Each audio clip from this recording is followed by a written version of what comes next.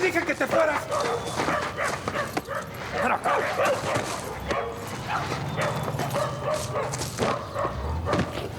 ¿Qué te dije? ¿Eh? No voy a regresar.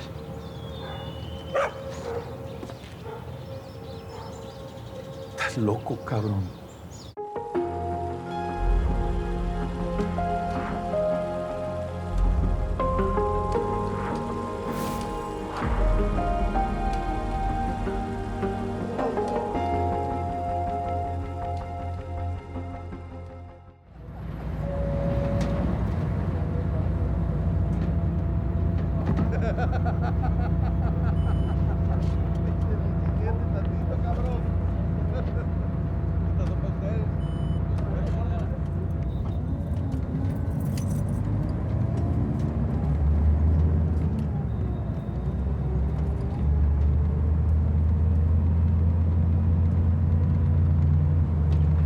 Permiso.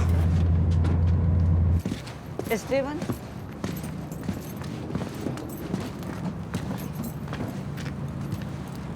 ¿Qué? Esteban Leiva. No, yo no me llamo así.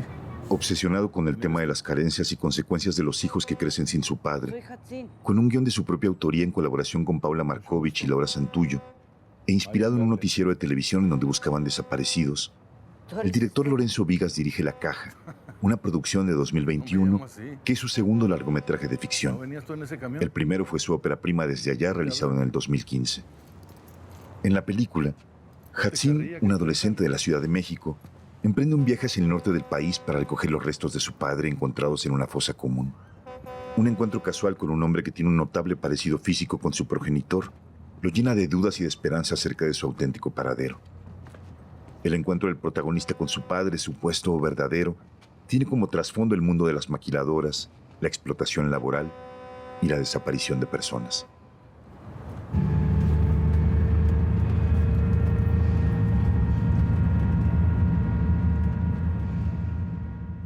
Estaba preparando justamente el cortometraje Los elefantes nunca olvidan, que hice con Arriaga.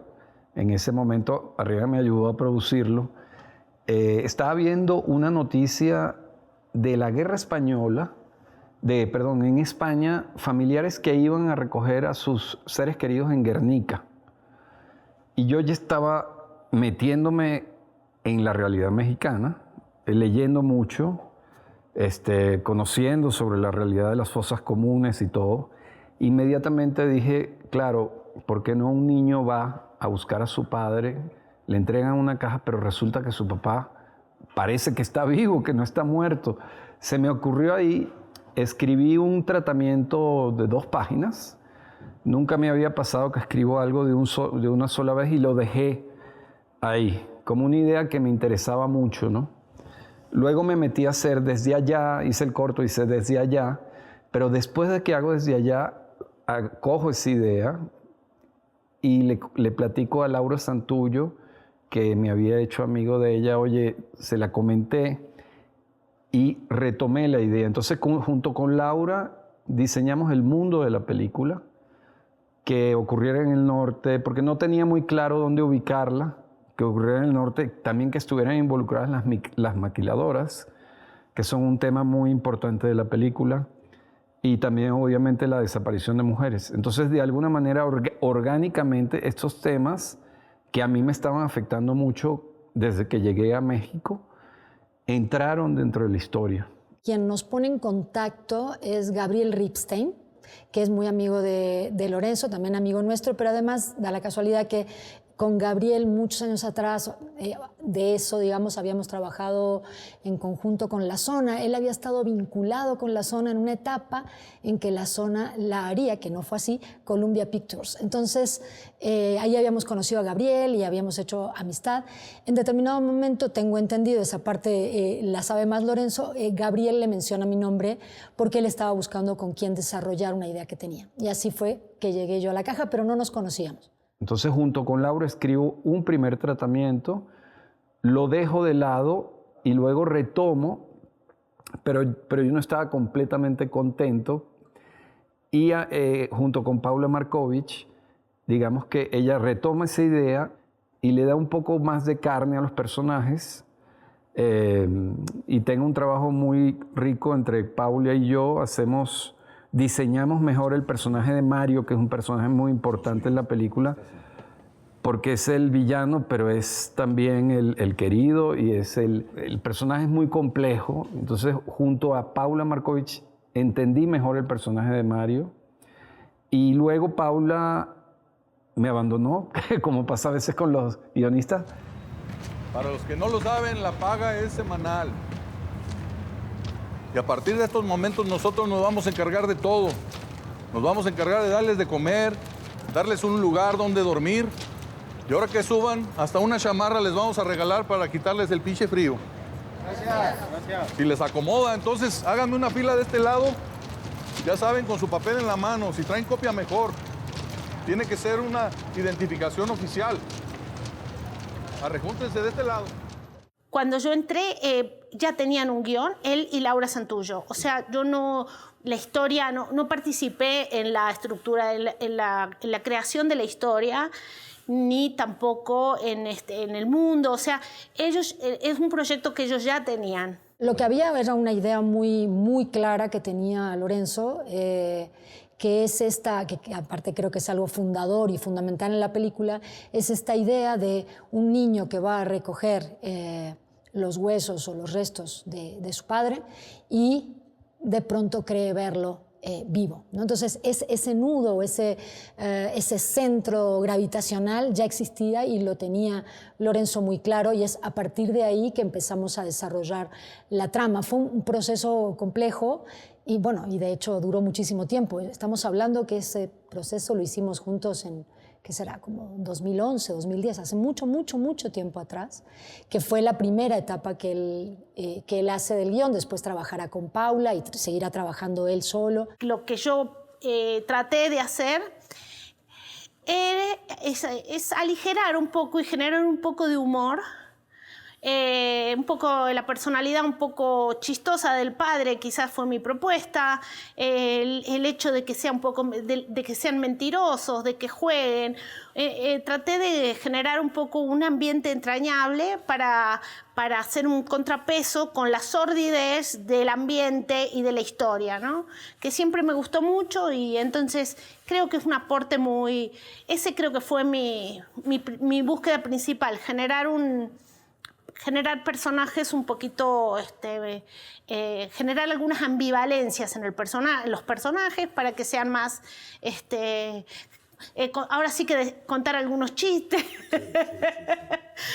esas cosas que me parecen que a veces en una obra un poquito de ligereza hace aún más contundente la parte más terrible, ¿no? Recuerdo era algo que pensábamos siempre como prioridad, que nunca se develara si efectivamente era el padre o no lo era, y que permaneciera en las distintas etapas del guión, porque obviamente hay cosas que en aquel entonces pensamos con Lorenzo que no se quedaron, que se fueron yendo. Es un poco la vida de los guiones es esa, la vida de la escritura de un guión es justamente que desechas muchas ideas, y a veces esas viejas ideas son trampolín para las nuevas ideas.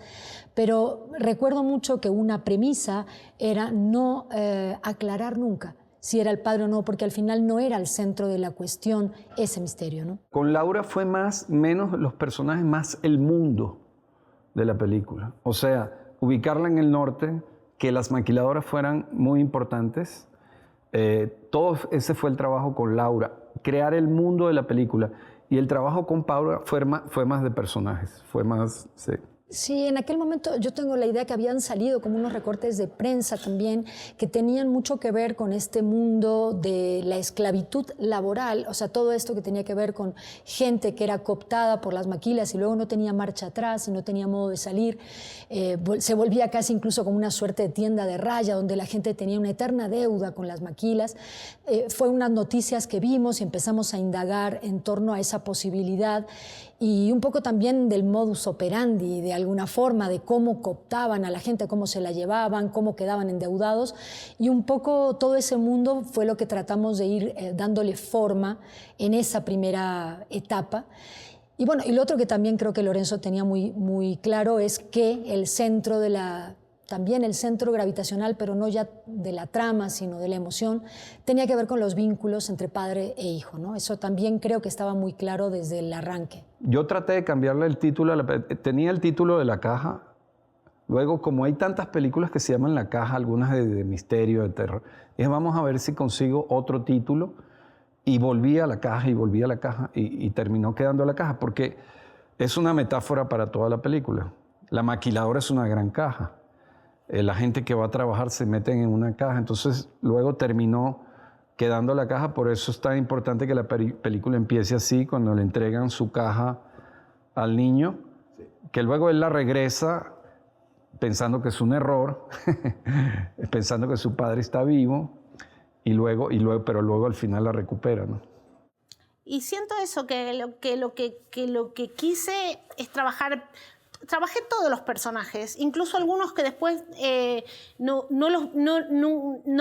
los vi. Sé que Lorenzo me contó que los filmó y que no quedaron en la película, pero trabajé todos los personajes y todos justamente tratando de generar personajes cotidianos, humanos, sensibles, contradictorios, un poco que creo que es así un poco la vida, ¿no? Las circunstancias no nos definen, somos mucho más que nuestras circunstancias, y esa es mi premisa en general en dramaturgia. Fueron trabajados en tanto personajes y creo que en ese sentido todo el proceso fue así. Conozco también a Paula y el trabajo de Paula y no dudo de que haya trabajado con la misma orientación. Creo que todos los involucrados somos gente que cree profundamente en otorgarle humanidad a los personajes, no repartir el mundo en términos de villanos y héroes, sino de gente haciendo cosas, gente equivocándose, incluso gente haciendo cosas horribles, pero siempre gente.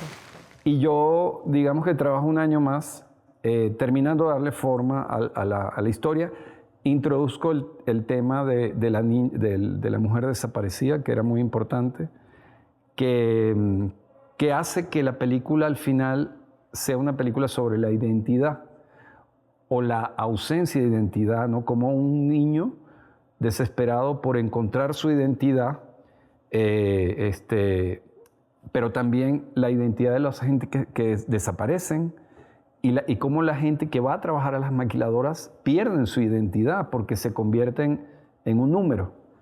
Entonces, al final, algo pasó que la identidad pareciera que es el tema que amarra todo, ¿no? Efren. Cuídate, cumple con los estándares de seguridad. ¿Buscas a un familiar? Ven. Mejora tu desempeño. La empresa te recompensará. Espérame aquí.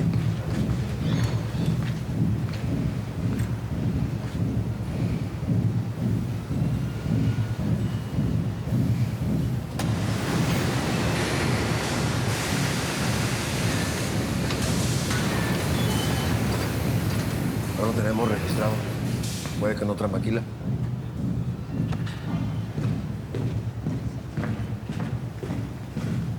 Llamar y Anderle.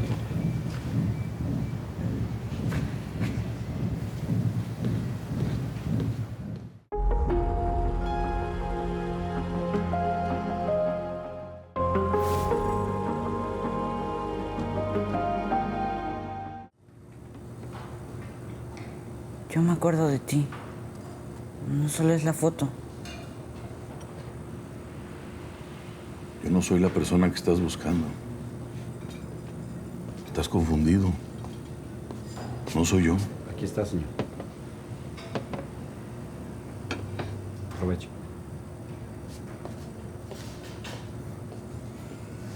¿Con quién vives en la ciudad? Con mi abuela.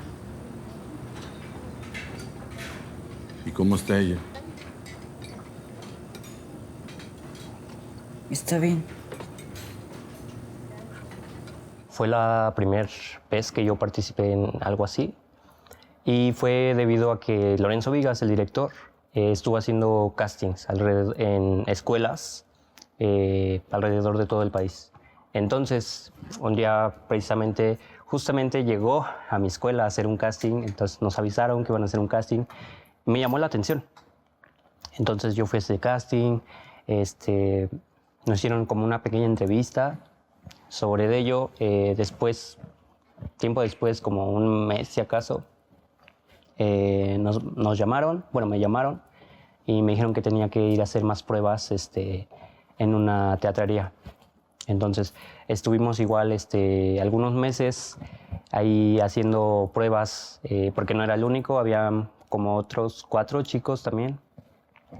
Entonces estuvimos haciendo pruebas, tanto conmigo, pruebas de actuación, pruebas con Hernán, con Lorenzo. Entonces ya después de eso se tomó la decisión final y fue que me llamó justamente Lorenzo para decirme que yo me había quedado con el papel.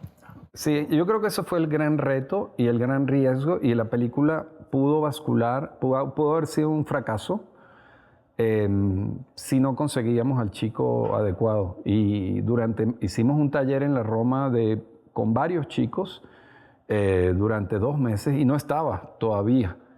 Yo había visto, porque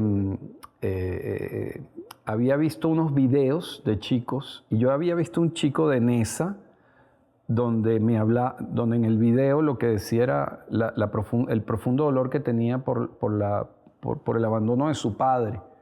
Y ese era Hatzin. Y entonces había algo especial en él. Finalmente, él no podía venir de Nesa porque nadie lo podía traer. Entonces no estaba en los talleres, pero muy poco tiempo antes de que nos teníamos que ir a Chihuahua, lo traen. Yo estaba en Chihuahua viendo locaciones y apenas veo al chico, digo, ay, ya había algo en él que no tenían los demás. Se me voy al DF y le hacemos pruebas con Hernán y ahí quedó claro que él iba a ser. Nunca había hecho nada en su vida, es su primer trabajo. Pero traía un mundo de dolor que contribuyó al personaje y además de eso, una capacidad de transmitir emociones que es muy rara y que hace a los actores, porque con la mirada Hatzin puede transmitir cosas muy fuertes. Estaba muy emocionado porque justamente al ser mi primer proyecto, pues fue algo que nunca me había imaginado, algo que tal vez no había esperado. Y pues claro, o sea, fue algo especial para mí. Y pues bueno, yo traté de hacer lo mejor que pude. Y bueno, tuve la gran suerte de caer con él. Y a veces el cine, el factor suerte es muy importante. Si no hubiera llegado ese chico, que quién sabe dónde hubiera parado la caja, afortunadamente llegó Hatzin. Y él se llama Hatzin Navarrete, el personaje se llamaba Arturo. Y empezamos a filmar como Arturo. Y de pronto el Sergio, el director de fotografía, me dice, pero es que su nombre es maravilloso, Hatzin es un nombre maravilloso. Y entonces decidimos que el personaje se llamara Hatzin también. Se relacionaba un poco dentro de mi historia personal, fuera de pantalla. Entonces él me fue platicando cómo era mi personaje, todo lo que había vivido, todo por lo que había pasado con lo del abandono de su padre, el pasar de los años, todo lo que eso había influido en mi desarrollo. Y tiempo después, ya en grabaciones, cuando justamente estábamos casi por terminar, fue que a Lorenzo se le ocurrió dejarle mi nombre al personaje. Sin embargo, Hernán lo ayudaba muchísimo, muchísimo. Y el trabajo de actores y no actores a mí me gusta mucho porque pone el no actor pone al actor en una posición muy incómoda. Porque el actor no sabe muy bien cómo va a reaccionar el chico. No estoy seguro qué fue primero, cómo me integraron. Creo que Michelle Franco y Lorenzo Vigas se asociaron. Y no sé si Lorenzo vio después de Lucía o si Michelle le recomendó a mi persona. La verdad no tengo claro. Lo que sí es que, bueno, me habló Lorenzo, me mandó el guión. Y desde que lo leí dije, wow, está increíble, es el tipo de cine que me gusta hacer. Adelante, por supuesto que cuentas conmigo, claro que sí. Maravilloso actor. Yo nunca tuve dudas que yo quería que él fuera Mario. Más bien el gran reto era conseguir al chico, ¿no? Pero no le hice casting, no hacía falta. Yo siempre quise que fuera... Y además su corpulencia en ese momento, porque luego ahora es flaco. Pero en ese momento su corpulencia le iba también al personaje muy bien, porque este personaje tiene esta cosa como chistosa, bondadosa, pero al mismo tiempo muy peligrosa. ¡La llave!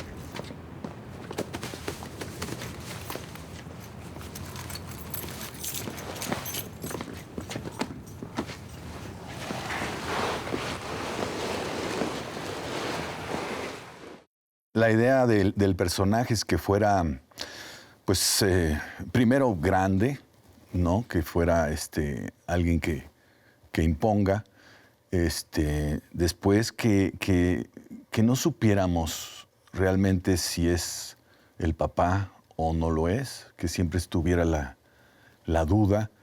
Y que también no supiéramos bien a qué se dedica, qué tan malo es, ¿no? Entonces, entre esta ambigüedad, ahí es donde estuvimos trabajando y sí, Lorenzo cuidándome y en algunas escenas me decía, no, menos, o no, más.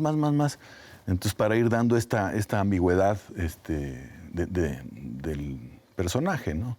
Le agregué un poco una característica de tramposo, porque los tramposos son entrañables. En cambio, la figura del patrón autoritario, jerárquico, violento, cruel, es muy hostil, es muy patriarcal. Entonces, me parecía, en cambio, los oportunistas, los tramposos, siempre es una astucia que siempre resulta empática o sea, resulta atractiva, ¿no? Entonces, toda esa personalidad un poco payasesca, un poco bromista, bueno, es un aporte que yo traté de hacer justamente, como te digo, para matizar, para hacer algo, para generar un tono distinto. Estuvimos muy de la mano, Lorenzo y yo, trabajando junto con Hatzin, y bueno, filmamos, creo que como para 4 películas, porque filmamos muchísimo y muchas cosas no se ocuparon en la película. Pero bueno, pues en esas miles de tomas también se ve un poco más evidente, en otras se ve que evidentemente no es el papá, en otras que sí, evidentemente sí lo es. Entonces, quiso manejar esta ambigüedad y creo que lo hizo bastante bien. ¿Y tu abuela cómo está? No sé. No le he hablado. No la descuides. Mi papá murió joven. Casi no lo recuerdo. De lo único que me acuerdo es que tenía una moto bien chingona. Pero lo conocí poco. Pensando en las dos hipótesis, si es su padre y se cambió de nombre, pues no le conviene que esté chico aquí, ¿no? Entonces quiere que se regrese a su casa. Y si no es su padre, también, ¿qué voy a hacer yo con él? Pero poco a poco, yo pienso por la terquedad, porque él lo bota, ¿no? Y lo deja, y el niño regresa en la noche con frío. Ahí lo que es increíble es la necesidad que tienen los chicos, sobre todo en la adolescencia, de conseguir una figura paterna, una guía, ¿no? Y él está dispuesto a todo, este chico. Y eso es conmovedor. Insiste tanto que Mario se da cuenta que es un elemento muy interesante, ¿no? A ver, échame la mano. Toma este cuaderno.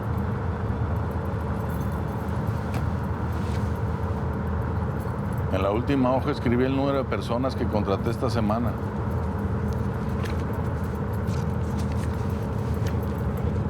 Una maquila nueva me está pidiendo 1,500 personas. ¿Cuánto crees que me lleve eso?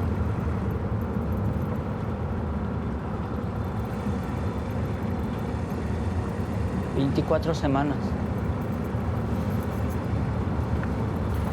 Entre 24 y 25.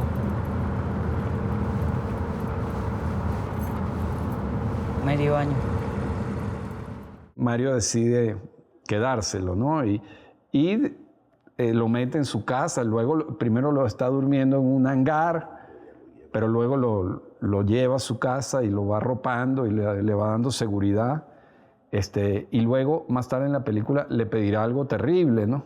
Y un padre que efectivamente es profundamente ambiguo y tiene incluso momentos en donde es afectuoso con él, pero como bien dices, también es un delincuente, ¿no? Y de hecho es un delincuente y alguien que también aprovecha esa idealización que tiene el niño, el muchacho, también la aprovecha en beneficio propio, ¿no? Francisca Mendoza. Dale chamarra.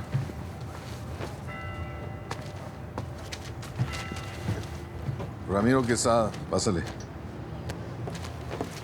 Edmundo González. Epigmenio Manríquez. Me dicen Chucho. ¿Y qué vamos a hacer con tu pierna, Chucho? No te vamos a poder pagar completo. ¿Te parece que tenemos la mitad? ¿Cómo ves? Es puro pedo. Pásale, dale chamarra.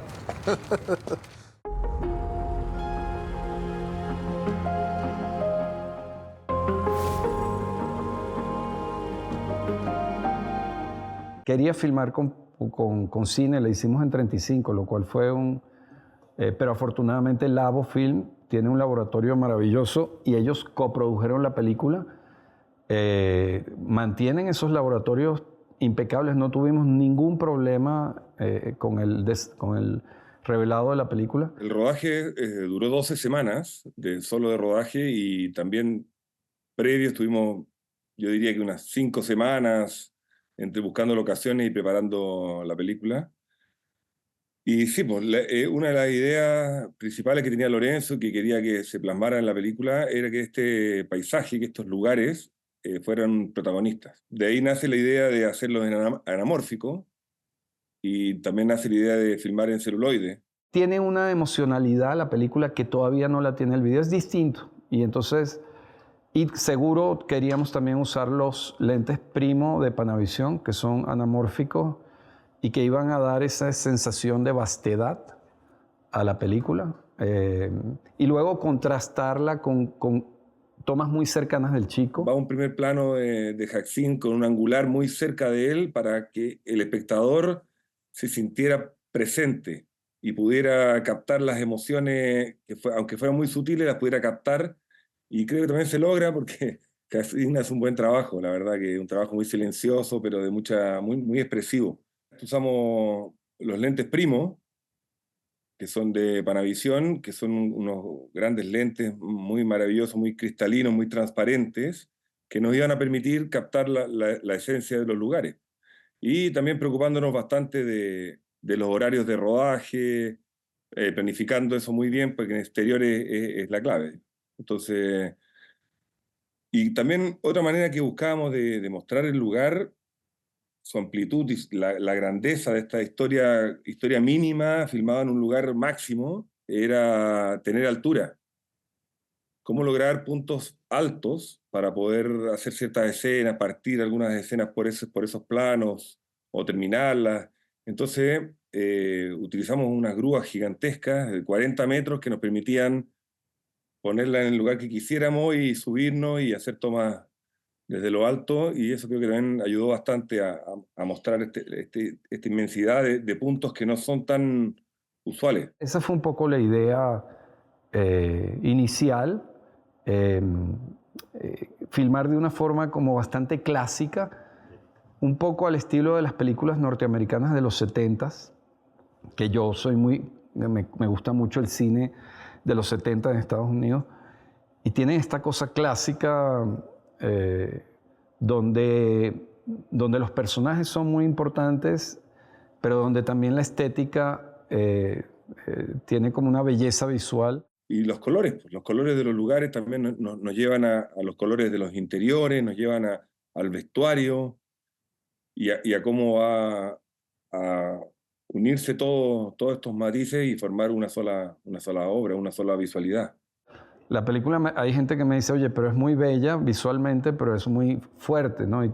Yo creo que ese contraste ayuda o crea justamente un balance entre lo bello y lo terrible. Si la película visualmente no hubiera tenido como esa belleza visual, quizás hubiera sido demasiado repulsiva para el ojo.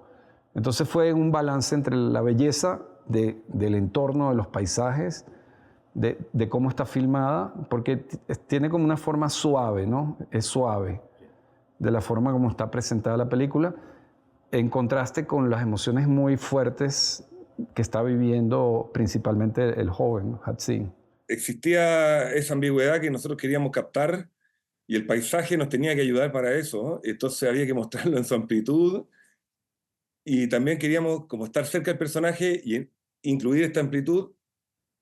Teníamos que estar con él, no queríamos hacer cámara en mano en casi gran parte de los momentos, entonces instalamos unos largos dollies que permitían caminar con los personajes y estando cerca con estos lentes angulares nos muestran el espacio y ahí, claro, la frialdad de esto que nos acostumbramos a que pase, que encuentran restos, no sabemos a quién pertenecen, son NN, pero a la vez siempre hay familias detrás que las vemos ahí llorando y se arma hay un drama, pero no está remarcado, sino que es un drama como sutil que lo captan las personas, lo capta el espectador, y eso se logra a través de la imagen y a través del arte, porque instalar esa oficina ahí, que pareciera que fue instalada para el momento, solamente para eso, o sea, instalar un container como oficina, porque sea práctico, sin nada de sombra, con un viento tremendo y entregando las cajas,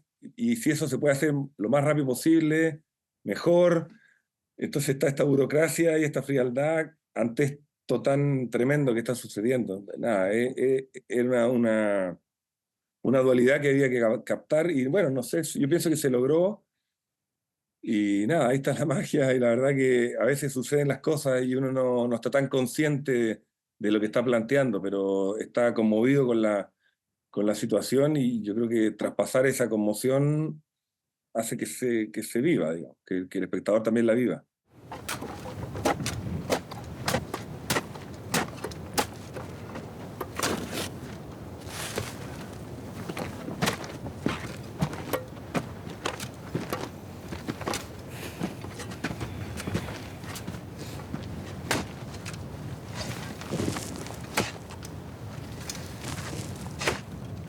Fue una preproducción. Antes hacía preproducciones, también lo hablé en Las Elegidas. Fue parecido a Las Elegidas, ¿no? Como al final era un estado el que yo no conocía, ni tampoco Lorenzo. Creo que nos empapamos de esa primera mirada. Estuvimos filmando en Chihuahua, en muchos lugares, con mucho cuidado, pidiendo permisos, al gobierno y a la delincuencia para poder transitar y trabajar. Cuando yo vi imágenes de Chihuahua y decidí que fuera Chihuahua, pero yo no conocía bien Chihuahua y me fui a visitar y recorrimos todo el estado completo y fue una decisión mía un poco arriesgada porque subía mucho el presupuesto, porque subía las semanas, que fue filmar en locaciones muy distantes las unas de las otras, lo cual encareció la película. ¿Me arrepiento? No me arrepiento porque cuando veo la película digo, las locaciones le aportan mucho, pero sí fue un peso económico. Y él filmaba y filmábamos en 35 y era como si estuviéramos filmando en digital, porque filmábamos y filmábamos y filmábamos y pues mucho a veces no entendíamos, pero era bonito como seguir esa energía. Dicen que uno no escoge sus obsesiones, sino que son ellas las que te escogen a ti, ¿no? También este tipo de películas es muy increíble cómo el mundo estético te lo da el mundo práctico también y el dinero, porque al final tampoco era una película de mucho dinero. Entonces es la maquila que un poco nos fueran a brindar. Ahí obviamente también entra producción al mundo estético, inevitablemente. Por eso es tan importante que producción se involucre desde un lado cinematográfico, porque al final ellos también, ese equipo va a determinar el cuadro, ¿no? La estética. Depende de qué se consiga, a qué negociaciones lleguen. Eso es lo que va a terminar, vamos a terminar recibiendo también nosotros, ¿no? Entonces para mí es como siempre la columna, la producción, y bueno, fue muy difícil conseguir esa maquila, pero se logró esa maquila. Eran 2 espacios que tuvimos que hacer uno, la parte de afuera y el pasillo era una maquila mucho más moderna, y la parte del interior era otra que ya estaba como en desuso. Viajamos, él y yo, a Chihuahua, con Linda, la productora, y no recuerdo quién más, pero hicimos un viaje de scouting. Y ahí mismo, en los mismos lugares, las mismas casas que nos encontrábamos, creo que nos empapamos de esa primera mirada. Y ahí pactamos muchas cosas estéticas. Obviamente se cuestionó mucho esos amarillos. O sea, después de Chihuahua, él quedó alucinado con los amarillos, ¿no? Y teníamos otras propuestas de estados. Estuvimos averiguando como qué otro, también por temas de dinero, qué estado ofrecía mejor dinero. Pero él se empecinó con Chihuahua por esos paisajes. Y pues al final la película es eso. Yo le di mucha importancia en que fueran esas locaciones. Por ejemplo, no estaba tan claro el tema de las fábricas. O sea, sí estaban las fábricas, pero creo que Chihuahua, si no mal recuerdo, tomó más fuerza esa idea. Antes siempre fue la base era la relación del padre y el hijo, el padre inexistente. Entonces, ¿dónde iba a ser ese padre? ¿Dónde íbamos a plasmar esa historia? Pues Chihuahua también brindaba mucho más todo el tema de la maquila. Y pues esos paisajes que sin duda es también lo que sostiene la película. O sea, es como la serpiente, ¿no? En la película. Es lo que rodea, siempre está ahí sigiloso y siempre son los paisajes.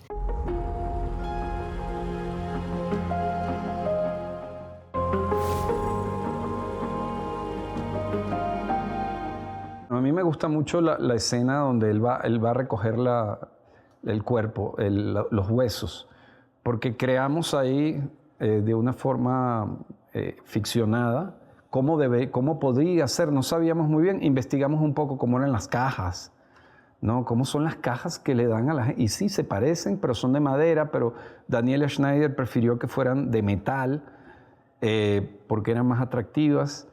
Y hay como una especie de tráiler donde la gente entra y le entregan su... Entonces, desde el punto de vista de diseño de producción y cómo terminó siendo filmada, me gusta mucho esa escena. Me gusta mucho también la escena del interior de la maquiladora, el monstruo, cuando entras al monstruo que es el monstruo de la película, ¿no? Y que esa escena determinó cómo iba a ser todo el diseño de sonido de la película. Donde antes está el niño golpeando al principio, entonces pareciera el sonido de las máquinas. Y luego él se entra a este monstruo que uno nunca lo ve, sino en esa sola escena, cómo es por dentro. Y ahí tuvimos la suerte, porque el reto más grande de locaciones fue encontrar la maquiladora que nos dejara filmar, porque nunca dejan. Es imposible filmar en una maquiladora, primero porque cuidan sus secretos de producción, segundo porque no quieren a veces que la gente vea qué pasa adentro. Y entonces tuvimos la gran suerte, me recuerdo, fue justamente la mamá de Michel Franco, Yardena, que nos ayudó con las locaciones, y que consiguió una maquiladora que quebró. Y entonces cómo quebró la maquiladora, les dijimos, mantengan a los empleados 3 días, los mismos empleados de la maquiladora, para que nosotros podamos filmar y esto luzca real. O sea, tuvimos esa suerte que filmamos en una maquiladora con empleados reales de la maquiladora. Firmaste un contrato por 12 horas como todo el mundo.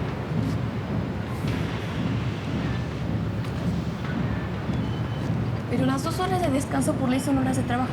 Y no las estás contando. Estamos trabajando 14 horas, no 12. Esas 2 horas son de compensación porque luego no terminan a la hora. El tema de las mujeres que desaparecen no es que estemos diciendo que sí, que este sea la verdad, no es que desaparecen por las maquiladoras. Es una hipótesis y es una ficción, pero claro que seguramente algunas habrán desaparecido de esa manera.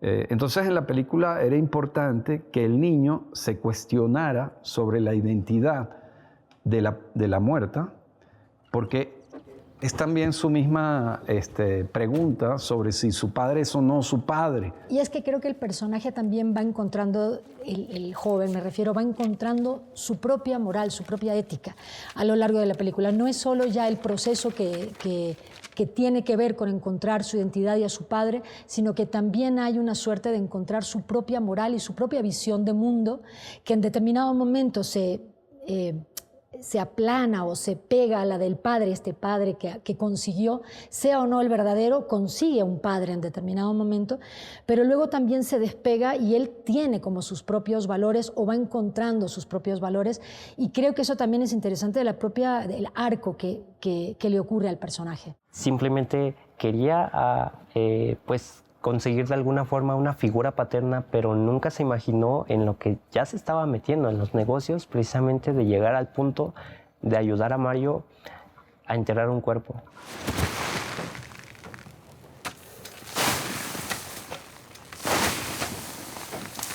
Esta película cuenta una arista pequeñita de esto que sucede y nos da un mapa de lo que podría ser. Hay algo ahí que nada, sí, se cuenta tangencialmente, pero queda muy presente en la película y nada, es pivotal también en la manera de actuar de nuestro protagonista. La que desapareció es realmente esta niña. Él va investigando a ver si es ella realmente que desaparece. Desaparece porque empieza a ser incómoda para la fábrica, empieza a reclamar sus derechos, empieza a quejarse sobre las horas de trabajo. Y entonces, bueno, de pronto desaparece, pero desaparece el niño, pero en una bolsa. El cuerpo que nosotros mismos fuimos a enterrar era el de ella. Pues sí se siente ese pesar de todos esos, de que todo su mundo se viene abajo. Don Chucho, ¿se acuerda de mí? Yo lo traje de su pueblo. Estoy buscando una chava que venía con usted, Laura Morales. Una blanquita. No la he visto. ¿Es de su pueblo? No la he visto. Otra escena sea la escena donde él mata probablemente a la señora. Y que fue compleja por la señora, que era una señora de Chihuahua que nunca había hecho una película. Hacíamos casting allá y conseguimos muchos no actores que ayudaron. Fue muy compleja también porque Hatsin es un chico que probablemente sintió la violencia en su casa y entonces él la rechaza terriblemente.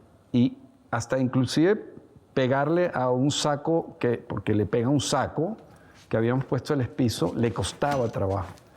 Entonces, ejercer la violencia a él lo pone en un estado emocional y fue complejo, pero era muy importante para la película esa escena. Pues fue muy, digamos, complicado porque sí, justamente fue una escena muy fuerte, algo por lo que nunca me había imaginado pasar o hacer, ¿no? Él se sentía ya amenazado y que hacía sentir amenazado a Mario, entonces por ello Hatsin busca la manera de poder solucionarlo para que esto no afecte su relación con Mario. Las tortillas. Mira nomás. Tráeme un trapo.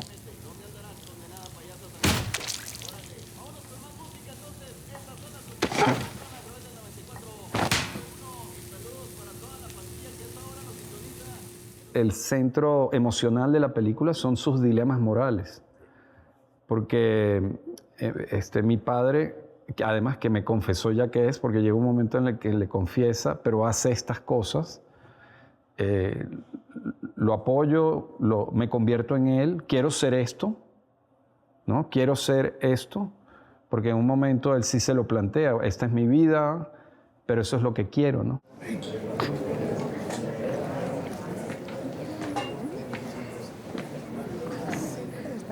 Mira a tu hermanita. Cárgala.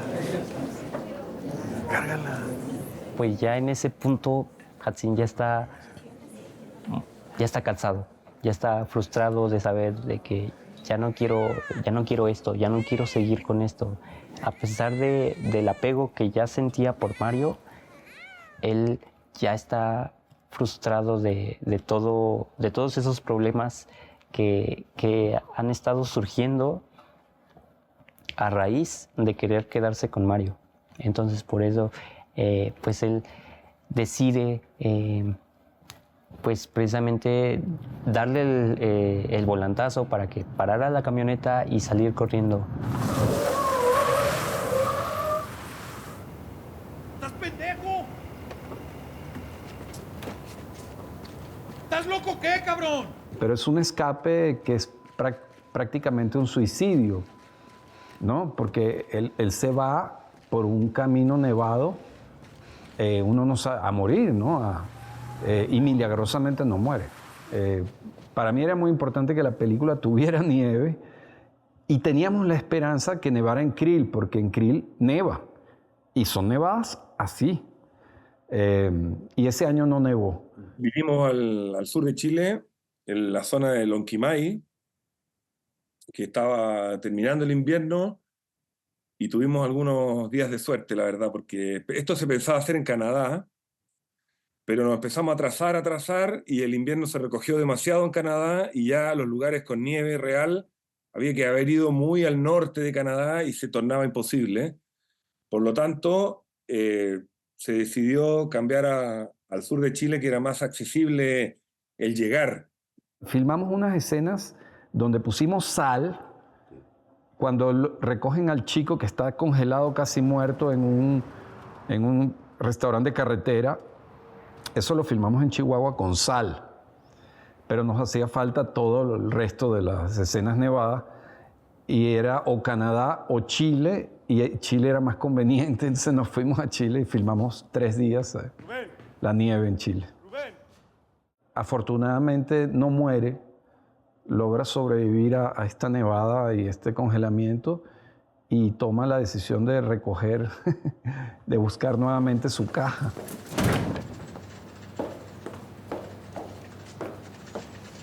Entonces no era un error. Fírmame aquí de recibido, por favor.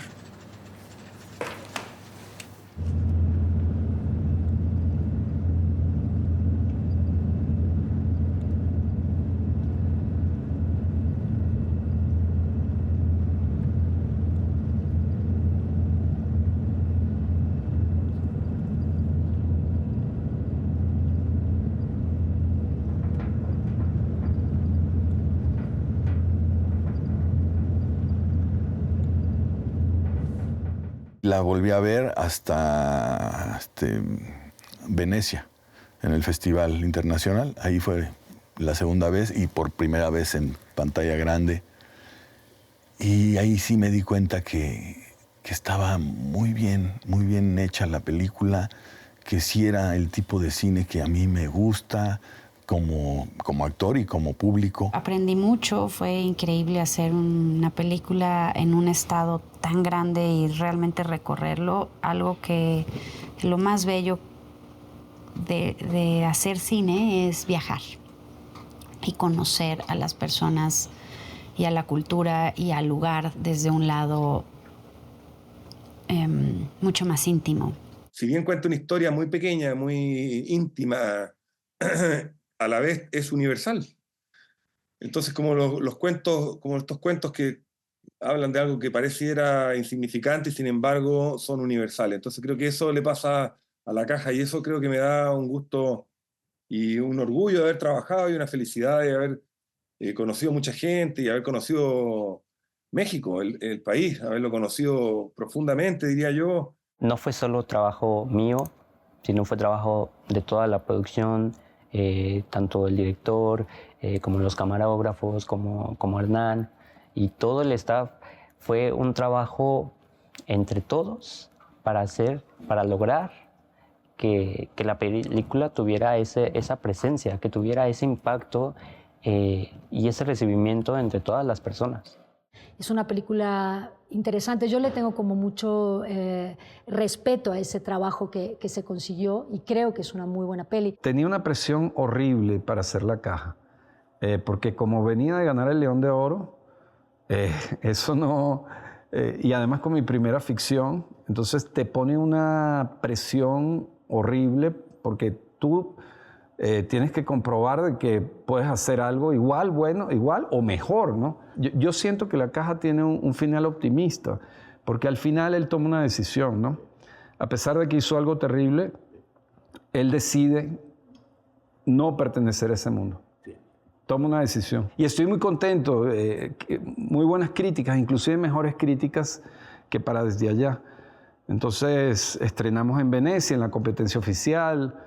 La película viajó mucho y bueno, Movie hizo un muy buen trabajo con la película en Estados Unidos. Estoy contento, muy contento. Al final valió la pena la presión. Mira, esto es lo tuyo por la semana. Gracias.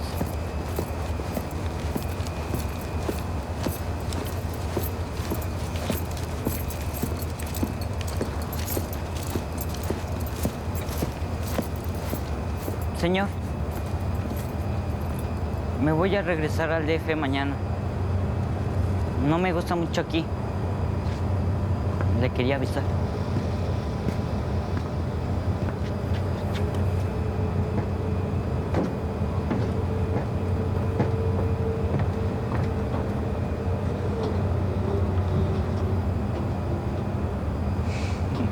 Es mentira. Puro pedo. Chamaco cabrón, me la creí. Bien.